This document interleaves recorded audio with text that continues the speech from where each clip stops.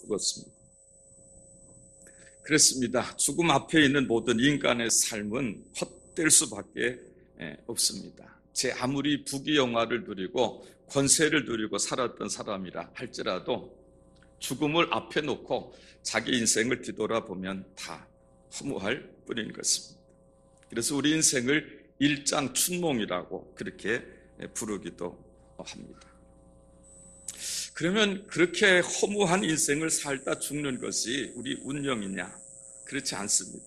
우리 기독교는 영생의 종교인 것입니다. 오늘 본문 말씀은 우리들에게 이 영원한 생명이 있다는 것을 우리에게 말씀하고 있고 그 영원한 생명을 얻는 방법에 대해서도 가르쳐주고 있습니다.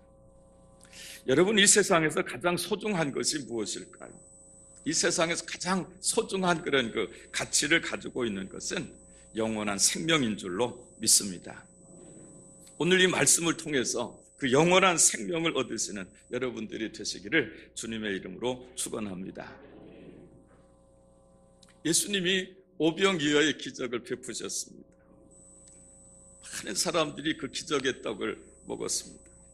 다음날 수많은 사람들이 그 예수님을 또 찾아왔습니다. 예수님이 그들에게 말씀하시기를 내가 진실로 진실로 너희에게 이르노니 너희가 나를 찾아온 것은 떡을 먹고 배부른 까닭이로다. 그 썩는 양식을 위해서 살지 말고 영생의 양식을 위해서 살아라. 그렇게 예수님께서 그 무리들에게 말씀을 하시니까 그들이 대답합니다. 우리가 어떻게 해야지 그 영생의 양식을 얻을 수가 있습니까? 하고 그 무리들이 예수님께 묻는 것입니다. 하나님이 보내신 자를 믿어야 된다.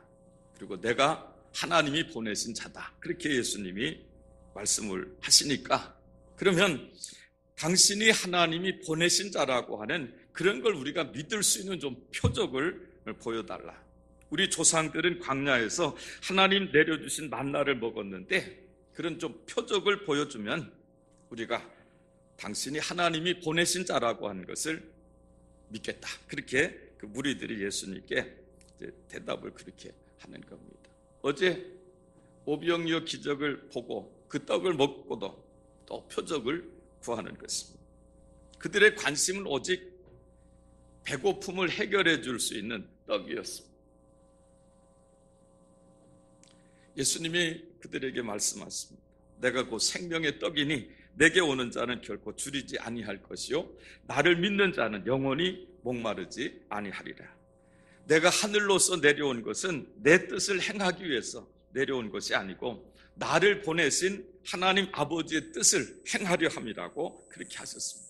내 아버지의 뜻은 아들을 보고 믿는 자마다 영생을 얻는 이것입니다. 마지막 날에 내가 그를 다시 살리리라고 그렇게 예수님께서 말씀을 그렇게 하셨습니다. 하나님이 그 아들 예수님을 이 세상에 보내신 목적은 단지 우리 배고픔을, 우리 이 육신적인 문제를 해결해 주시기 위해서 하나님이 예수님을 보내신 것이 아니고 영원한 생명을 얻기 위해서 예수님을 이 세상에 보내주셨다라고 하는 그런 그 말씀인 것입니다. 예수님이 하늘에서 내려온 생명의 떡이라고 그렇게 말씀하시니까 유대인들이 수근수근거립니다. 이거 요셉의 아들 아니냐? 그 어머니 마리아 아니냐? 우리가 그 부모를 다 알고 있는데 어찌해서 자기가 하늘에서 내려왔다고 하느냐? 유대인들이 막 수근수근거립니다. 수근거리지 말아라. 내가 생명의 떡이다. 너희 조상들은 광야에서 하나님 내려주신 하늘 양식인 만나를 먹고도 죽었지만 나는 하늘에서 내려온 산떡이니 사람이 이 떡을 먹으면 영생하리라. 내가 주는 떡은 이 세상의 생명을 위한 내 살이다. 그렇게 예수님께서 또 말씀하시니까 이번에 유대인들이 시비를 거는 겁니다. 이 사람이 어찌 제 살을 우리에게 주어서 먹게 하겠다고 저런 말을 하느냐고 유대인들이 막 시비를 걸고 또 예수님이 그들에게 말씀합니다. 내가 진실로 진실로 너희에게 이르노니 내 살을 먹지 않고 내 피를 마시지 아니하면 너희 속에 생명이 없다. 너희 속에 영원한 생명이 없다. 내 살을 먹고 내 피를 마시는 자는 영원한 생명을 가졌고 마지막 날에 내가 그를 살리리. 내 살은 참된 양식이요 내 피는 참된 음료로다. 그렇게 예수님께서 영생을 얻는 방법에 대해서 예수님께서 가르쳐 주시는 거예요. 예수님이 이렇게 영생을 얻는 법에 대해서 말씀하시고 가르쳐 주셨지만 유대인들은 그 예수님 말씀을 깨닫지 못했어요. 이해도 못했습니다. 수군수군거리고 예수님께 시비를 걸기도 하고 그러다가 나중엔 다 예수님을 떠나고 말았습니다. 들을 귀가 열리지 않은 그런 사람들의 모습입니다. 66절에 보면 이러므로 제자 중 많이 물러가고 다시 그와 함께 다니지 아니하더라. 그렇게 기록하고 있습니다. 예수님 말씀을 듣고 그걸 이해하지 못하니까 수군수군 거리다 다 예수님 떠나고 말았습니다. 예수님이 12제자에게 물으시면 너희도 가겠느냐? 베드로가 주여 영생의 말씀이 여기 계신데 우리가 누구에게 가겠습니까? 이 12명의 제자들은 예수님의 말씀을 깨달았다는 것입니다. 오병이어의 기적으로 배부른 사람들이 또 그런 떡을 먹을 수 있을까 하고 그렇게 예수님을 찾아왔지만 그들은 영원한 생명을 얻는 그런 말씀에 대해서 그걸 이해하지 못하고 예수님을 떠나고 다시는 예수님을 찾지 않았다라고 하는 것입니다. 그들은 오직 육체의 배고픔을 해결해주는 그런 한 끼 식사를 원했던 것입니다. 예수님은 그들이 구하는 그런 떡 한 끼 그저 배부르게 하는 그런 떡보다 더 귀하고 더 가치 있고 소중한 그런 영원한 생명을 그들에게 주시기 위해서 이렇게 말씀하셨는데 들을 귀가 열리지 않은 그 사람들은 예수님 말씀을 깨닫지도 못하고 믿지 못하고 다 예수님을 떠나고 말았습니다. 오늘도 마찬가지. 많은 사람들이 육체의 문제를 해결하기 위해서 예수를 믿지만 자기 뜻대로 안 되면 가차없이 예수님 떠나는 그런 사람들이 얼마나 많이 있는지 모릅니다. 여러분, 우리들이 신앙생활하는 가장 궁극적인 목적이 무엇입니까? 여러분, 무엇 때문에 여러분 신앙생활하고 계십니까? 우리는 영원한 생명을 얻기 위해서 우리가 이 신앙생활을 하고 있는 줄로 믿습니다. 요한복음 3장 16절에 보면 하나님 세상을 이처럼 사랑하사 독생자를 주셨어요. 이는 저를 믿는 자마다 멸망치 않고 영생을 얻게 하려 하심이라. 그렇게 말씀하고 있습니다. 하나님이 그 아들 예수 그리스도를 이 땅에 보내주신 이유는 하나님의 아들이신 그 예수 그리스도를 믿는 사람들에게 영원한 생명을 주시기 위해서 그 아들 예수님을 이 땅에 보내주셨다라고 하는 그런 말씀입니다. 지금 그 말씀을 유대인들에게 지금 설명을 하고 있는 겁니다. 오늘 말씀은 너무너무 중요한 그런 말씀입니다. 영원한 생명을 우리가 얻느냐, 영원한 생명을 얻지 못하느냐 하는 아주 중요한 그런 말씀입니다. 오늘 말씀을 잘 들으시고 영원한 생명을 하나님이 우리에게 주시고자 하시는 그 영원한 생명을 얻으시는 여러분들이 되시기를 주님의 이름으로 축원합니다. 첫째, 우리가 어떻게 해야 되는 40절 말씀. 40절 말씀 보면요, 내 아버지의 뜻은 아들을 보고 믿는 자마다 영생을 얻는 이것이니 마지막 날에 내가 이를 다시 살리리라 하시니라. 그렇게 말씀하셨습니다. 하나님 아버지의 뜻이 무엇이라고 합니까? 하나님 아버지의 뜻은 하나님의 아들이신 그 예수님을 믿는 사람들에게 영원한 생명을 주시는 것이 하나님 아버지의 뜻이라고 그렇게 말씀하고 있는 것입니다. 영생은 이 세상에서 영생을 말하는 게 아니에요. 이 세상에서 죽지 않고 영원히 사는 그 영생을 말하는 것이 아닙니다. 마지막 날에 내가 그를 다시 살릴 것이라고 예수님께서 말씀하셨습니다. 마지막 날은 언제입니까? 예수님이 재림하시는 날인 것입니다. 예수님이 재림하시는 날, 예수 믿고 구원받은 사람들을 예수님이 다시 살리셔서, 다시 말하면 부활시키셔서 영원히 사는 것을 말하는 것입니다.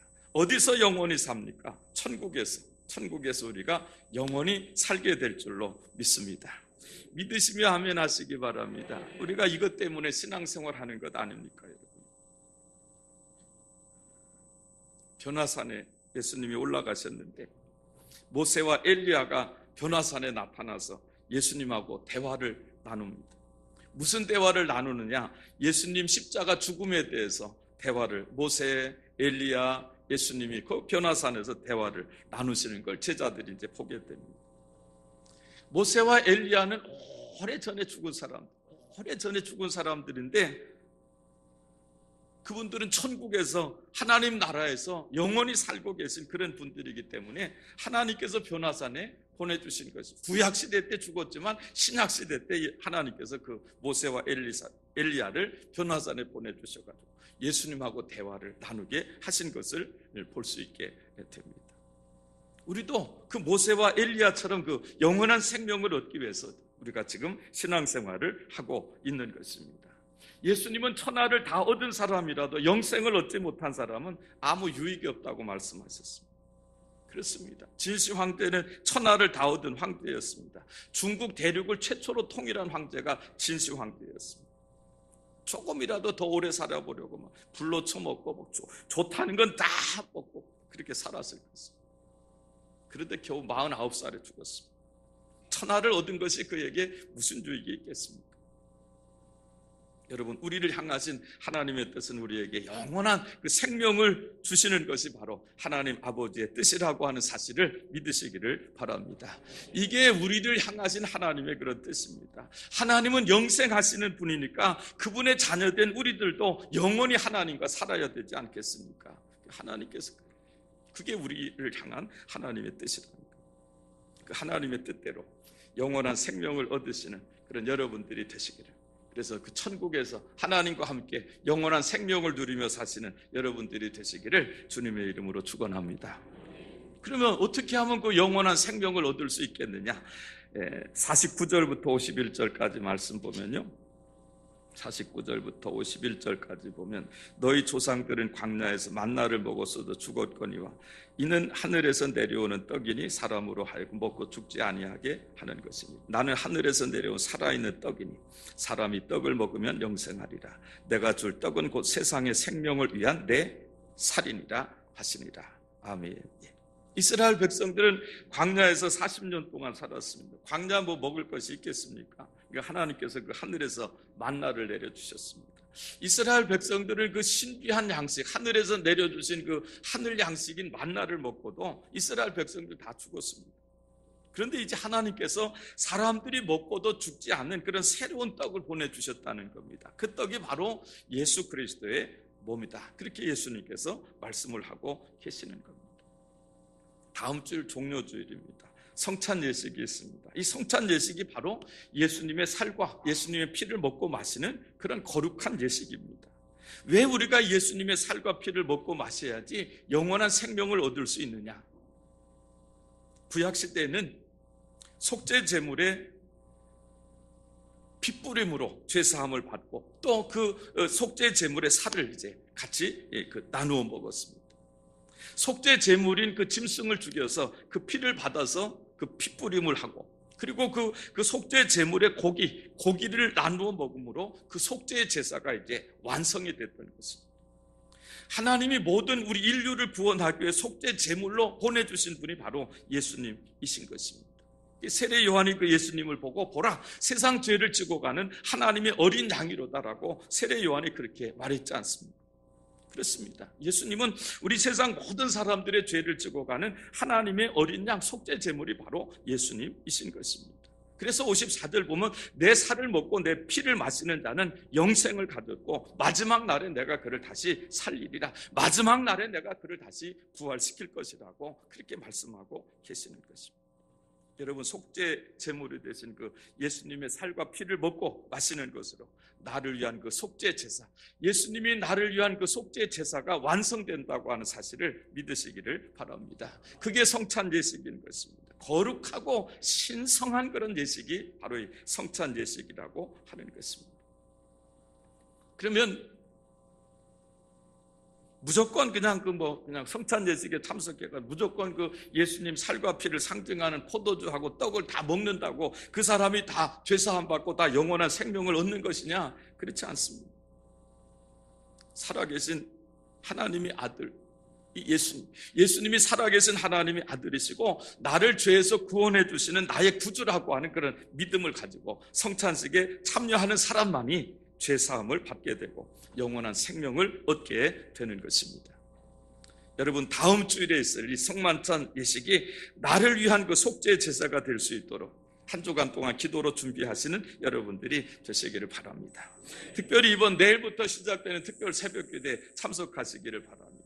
특별 새벽 기도회 동안에 예수님을 인격적으로 만나시는 여러분들이 되시기를 바랍니다. 인격적인 만남이라고 하는 건 내가 사람을 만나지 예수님을 만나는 그런 사건이 인격적인 그런 그 만남인 것입니다. 사울이 다메섹에서 부활하신 예수님을 인격적으로 만나지 않습니까? 사울아 사울아 내가 어찌하여 나를 핍박하느냐? 주여 누구십니까? 나는 내가 핍박하는 예수라고 합니다. 예수님의 음성을 듣지 않습니다. 인격적으로 딱 만나는 것입니다. 그러니까 사울이 확 변해가지고 바울이 되지 않습니다. 그런 사건이 내게도 일어날 수 있도록 기도하시는 여러분들이 되시기를 바랍니다.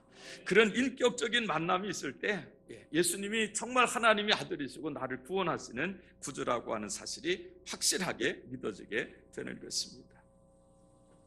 어제 우리 사역자반을 했는데 우리 남자 한 성도님이 그런 말씀을 하셨습니다. 그분은 예수 믿은 지 얼마 안 되는데 예수 믿기 전에 예수쟁이들 제일 미워하고 싫어하셨던 분이랍니다. 핍박하고 예수쟁이들 제일 미워하고 막 싫어하고 그랬. 근데 그런 분이 이제 예수를 믿고 예수님을 사랑하시는 그런 성도가 이제 사역자 반까지 올라와 가지고 공부를 하시는 그런 그 믿음이 잘 성장하고 계시는 그런 그 분의 그런 그 말씀을 들었습니다. 그렇습니다. 예수님을 인격적으로 만나게 되면 이런 변화가 일어나게 될 줄로 믿습니다. 세 번째로, 그러면 그렇게 예수님의 살과 피를 먹고 마시면 어떤 신비한 사건이 우리들에게 일어나느냐? 신비한 사건이 일어난다는 겁니다. 무슨 사건이 일어나느냐? 56절 말씀에 보면요, 내 살을 먹고 내 피를 마시는 자는 내 안에 거하고 나도 그의 안에 거하나니.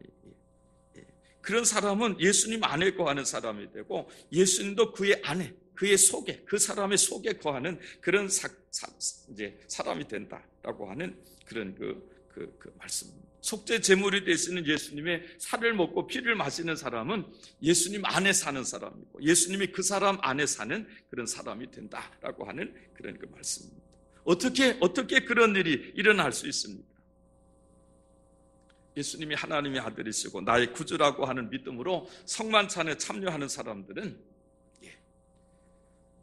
하나님의 거룩한 영이신 성령님이 그 사람 속에 이제 들어가게 되는 그런 신비한 사건이 일어나게 되는, 우리는 그걸 영접이라고 말하기도 하고 성령 세례를 받는다고 하고 또 성령으로 거듭난다고 그렇게 표현하기도 하는 것입니다. 성령으로 거듭난 사람은 성령이 그 안에, 그 사람 속에 거하시는 그런 그 사람이 되고, 그리고 성령으로 거듭나게 될 때 그 사람에게 바로 영원한 생명이 잉태되는 그런 신비한 사건이 일어나게 된다라고 하는 그런 그 사실입니다. 요한복음 3장에 보면 니고데모라는 사람이 밤중에 예수님 찾아왔습니다.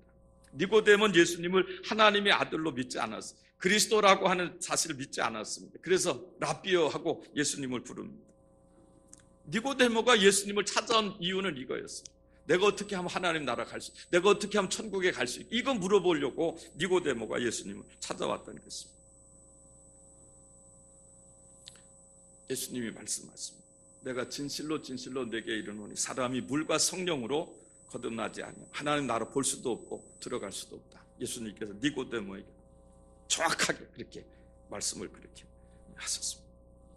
천국에 들어가려면 물과 성령으로 반드시 거듭나야 된다. 그렇게 말씀하십니다. 물로 거듭나는 것이 물세례입니다. 근데 물세례만 가지고 부족하다는 겁니다. 성령으로, 성령 세례도 받고 성령으로 거듭나야지 하나님 나라 천국에 들어갈 수 있다. 그렇게 예수님께서 니고데모에게 가르쳐 주셨던 것입니다. 그러면 어떻게 하면 우리가 성령으로 그렇게 거듭날 수 있겠느냐? 어떻게 하면 성령으로 거듭날 수 있겠느냐? 어떻게 하면 성령으로 거듭나서 내 속에 영원한 생명을 소유한 사람이 될 수 있겠느냐? 사도행전 2장 38절을 보면 베드로가 가로되 너희가 회개하여 각각 예수 그리스도의 이름으로 세례를 받고 죄사함을 받으라. 그리하면 성령을 선물로 받으리. 이는 너희와 너희 자녀와 모든 먼 데 사람 하나님이 얼마든지 부르시는 자들에게 주시는 약속이라. 그렇게 베드로가 설교한 것을 볼 수 있게 됩니다. 그러니까 성령 세례 받고 성령으로 거듭나기 위해서, 성령을 선물로 받기 위해서는 예수님에 대한 믿음이 있어야 된다라고 하는 것입니다. 예수님이 하나님의 아들이시고 나의 구주라고 하는 믿음이 있어야 된다라고 하는 것입니다. 이 믿음을 가지고 자기 죄를 자백하고 회개하게 될 때 죄사함을 받게 되고 성령을 선물로 받게 된다고 하는 베드로의 그런 그 설교인 것입니다. 그런 믿음이 없이, 예수님이 하나님 아들이시고 나의 구원자라고 하는 믿음이 없이 자기 죄를 자백하고 회개하면 죄사함 받을 수 있겠습니까? 예수 믿지 않은 세상 사람들이 자기 죄 회개한다고 죄사함 받을 수 있겠습니까? 천만의 말씀입니다. 반드시 예수님이 하나님 아들이시고 나를 죄에서 구원하시는 나의 구주라고 하는 그런 그 믿음, 그런 믿음을 가지고 자기 죄를 자백하고 회개할 때 죄사함을 받게 되는 줄로 믿습니다. 그러면 그렇게 해서 죄사함을 받는 순간에 하나님께서 선물로 주시는 것이 있는데 그것이 성령이라고 하는 것입니다. 이제 넌 내 자녀다. 이제 너는 영원한 생명을 가진 하나님의 자녀다. 이걸 기념해가지고 하나님이 성령으로 도장을 찍어주신, 성령으로 인치신다고 그렇게 말씀하고 있습니다. 그게 바로 성령 세례인 것입니다. 그 성령 세례를 받는 그 순간부터 성령님이 내 안에 거하시게 되는 거예요. 내 안에 거하시는 그 성령님이 그때부터 나를 변화시켜 주시는 겁니다. 그동안 안 믿어졌던 성경 말씀들이 막 믿어지게 하시고, 또 죄를 멀리하도록 그렇게 하시고, 또 성령의 열매를 맺을 수 있도록 내 속에서 나를 변화시켜 주시고 나를 도와주시는 분이 바로 그 성령님이라고 하는 것입니다. 그리고 가장 중요한 것은 이제 그 성령이 내 속에 들어오실 때 그 사람 속에 이 영원한 생명이 잉태된다고 하는 그런 그 사실입니다. 오늘 본문이 그걸 설명하고 있습니다. 47절 말씀 보면 그렇죠. 47절 보면 진실로 진실로 너희에게 이르노니 믿는 자는 뭘 믿습니까? 예수님 믿는 자는 영생을 가졌다는 겁니다. 영생을 가질 것이 아니고 가졌다고 그렇게 말씀하고 있습니다. 51절에 보면 나는 하늘에서 내려온 살아있는 떡이니 사람이 떡을 먹으면 영생하리라. 내가 줄 떡은 곧 세상의 생명을 위한 내 살이라고 그렇게 말씀하십니다. 53절 54절 말씀 보면요, 예수께서 이르시되 내가 진실로 진실로 너희에게 이르노니 인자의 살을 먹지 아니하고 인자의 피를 마시지 아니하면 너희 속에 생명이 없느니라. 내 살을 먹고 내 피를 마시는 자는 영생을 가졌고 마지막 날에 내가 그를 다시 살리리니, 그렇게 예수님께서 말씀을 그렇게 하신 것입니다. 똑같은 계란이라도요, 그 안에 생명이 있는 유정란이 있고 생명이 없는 무정란이 있습니다. 똑같은 계란, 똑같이 보여도 생명이 있는 계란하고 생명이 없는 계란이 있습니다. 생명이 있는 유정란은 어미닭이 품고 있으면 거기서 삐약삐약 병아리가 태어납니다. 생명이 없는 무정란은 아무리 품고 있어도 병아리가 나오지 않습니다. 여러분, 우리는 우리 속에 영원한 생명을 가진 유정란 같은 그런 사람들인 줄로 믿습니다. 그래서 마지막 날에 예수님께서 우리를 다시 그 영원한 생명을 가진 사람들을 다시 예수님께서 마지막 날에 부활시켜 주실 줄로 믿습니다. 우리에게 영원한 생명이 있다고 하는 사실을 믿으시기를 바랍니다. 고린도전서 15장 19절 보면 만일 그리스도 안에서 우리가 바라는 것이 다만 이생뿐이면 우리는 모든 사람 가운데 더욱 불쌍한 자이리라. 그러나 이제 그리스도께서 죽은 자 가운데서 다시 살아 잠자는 자들의 첫 열매가 되셨도다. 그렇게 말씀하고 있습니다. 그렇습니다. 만일 우리에게 이 천국에서의 그런 그 영생이 없다 그러면, 우리에게 부활이 없다면 우리는 이 세상 모든 사람들 가운데 제일 불쌍한 사람들이 맞을 겁니다. 예배 드린다고 시간도 바쳐야 되죠. 돈도 바쳐야 되죠. 몸으로 봉사도 해야 되죠. 하고 싶은 것도 못하고, 놀고 싶은 것도 못하고, 잠자고 싶은 것도 못하고, 이 얼마나 불쌍한 사람들입니까? 그런데 우리에게는 바로 영원한 그런 그 부활의 생명이 우리들에게 있는 줄로 믿습니다. 산 소망이 우리들에게 있는 것입니다. 미안한 얘기지만 저 세상에 있는 사람들은 무정란 같은 사람들, 우리는 영원한 생명을 가진 유정란 같은 그런 성도들이 바로 저와 여러분들인 줄로 믿습니다. 그래서 우리는 불쌍한 사람들이 아니고 영원한 그 부활의 생명을 가진 가장 복된 사람들이라고 하는 사실을 믿으시기를 바랍니다. 근데 어찌 그리 얼굴들이 덤덤하십니까? 영원한 생명을 가졌다고 합니다. 우리는 영원한 생명을 가진 사람들인 줄로 믿습니다. 사랑하는 성도 여러분, 내일부터 사순절 특별 새벽 기도회가 시작됩니다. 이번 특별 새벽 기도회를 통해서 꼭 성령의 세례를 받으시고 성령으로 거듭나시는 여러분들이 되시기를 바랍니다. 그래서 성경 말씀이 막 믿어지는 그런 은혜가 있으시기를 바랍니다.